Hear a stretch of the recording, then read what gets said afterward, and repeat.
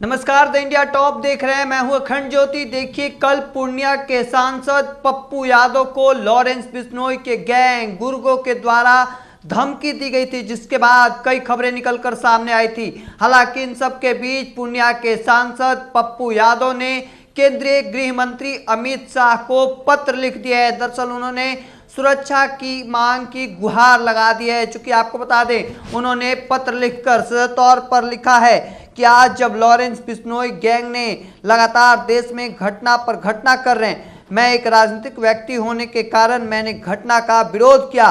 विरोध करने पर लॉरेंस बिश्नोई गैंग के प्रमुख ने मुझे जान मारने की धमकी मेरे मोबाइल पर दिया, जिसकी कॉपी मैं सहज उपलब्धता के लिए संकलन कर रहा हूं। इतनी बड़ी जानलेवा धमकी देने के बावजूद मेरी सुरक्षा के प्रति बिहार के गृह मंत्रालय एवं केंद्रीय गृह मंत्रालय मेरे सुरक्षा के प्रति निष्क्रिय दिख रही है। लगता है मेरी हत्या के बाद ही लोकसभा एवं विधानसभा में शोक संवेदना जताने के लिए ही सक्रिय होंगे।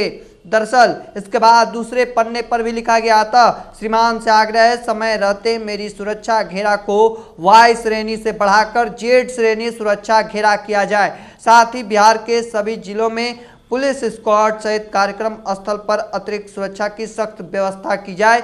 यदि ऐसा नहीं किया गया तो मेरी हत्या कभी भी हो जाएगी। इसकी जिम्मेवारी केंद्र सरकार एवं बिहार सरकार ही होंगे। देखिए, उन्होंने मांग कर दी है, सुरक्षा व्यवस्था बढ़ाने की मांग की गई है। इसके साथ ही उन्होंने मीडिया से बातचीत करते हुए बड़ी बात कही है। उनका कहना है कि मुख्यमंत्री नीतीश कुमार से मिलना चाहते हैं, हालांकि अब तक वह नहीं मिल पाए हैं, समय नहीं मिल पा रहा है। देखिए, पप्पू यादव को लेकर कई तरह की खबरें निकलकर सामने आई थी विगत दिनों, जब एक के बाद एक धमकी लगातार मिली थी, जिसके बाद पप्पू यादव ने केंद्रीय गृह मंत्री अमित शाह को पत्र लिख दिया है। उन्होंने सीधे तौर पर मांग कर दी है कि जो वाई श्रेणी है उसे बढ़ाकर जेड श्रेणी सुरक्षा घेरा किया जाए। साथ ही साथ बिहार के सभी जिलों में पुलिस स्क्वाड सहित कार्यक्रम स्थल पर अतिरिक्त सुरक्षा की सख्त व्यवस्था की जाए। चूंकि जिस तरीके से लॉरेंस बिश्नोई घटना का अंजाम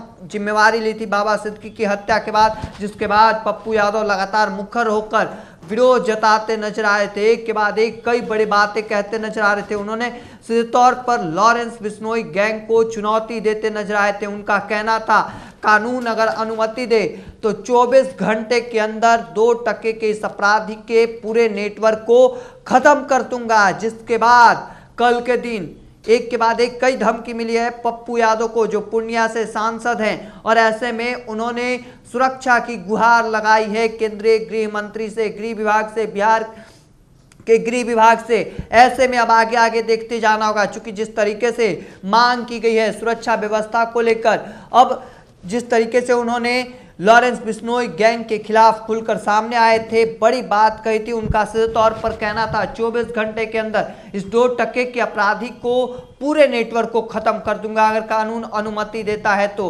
अब ऐसे में जिस तरीके से बाबा सिद्दीकी की हत्या के बाद पप्पू यादव लगातार मुखर होकर आवाज उठाते नजर आ रहे थे, हालांकि इससे भी धमकी मिली, और जिसके बाद अब पप्पू यादव ने सुरक्षा की गुहार लगा दी है। वाई श्रेणी की जो सुरक्षा है उसे बढ़ाकर जेड श्रेणी की सुरक्षा की मांग की गई है।